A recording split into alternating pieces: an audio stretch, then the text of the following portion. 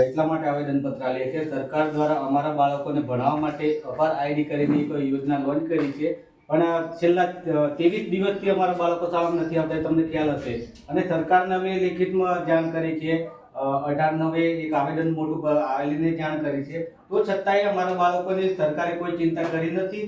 અને અમારા બાળકોને ભણાવવા માટે સરકાર તત્પર છે, પણ અમને જાતિનો દાખલો મળતો નથી કે અમારા બાળકોને મળવાનો નથી, એટલે અમે બાળકો બંધ કરી દીધા છે. તો અમારે કોઈ અમારી સરકારની યોજનાનો લાભ લેવો નથી અને કોઈ અપાર આઈડી જેવું કે કશું અમારી સરકારનું લેવું જ નથી. જ્યાં લોકો અમારી સરકાર જાતે નક્કી નહીં કરે અને અમને દાખલો ના આલે ત્યાં લગર અમારા બાળકો ભણાવવા નથી ને અમારી સરકારની આવી કોઈ યોજનાનો લાભ લેવો નથી. તો અમને આ તમે એક નાનું આવેદનપત્ર સમજો કે અમારે અરજ સમજો કે લાગણી સમજો, તો અમે તમને લિખિત આલીએ છીએ. આ લિખિત અમે તમારા વિભાગમાં જાણ કરો અને આ છેક રાષ્ટ્રપતિ વડાપ્રધાનને દરેક વિભાગમાં જાણ થાય એવું આ તમને એક અરજી આપીએ છીએ. તમારી વેદના સમજીને અમારી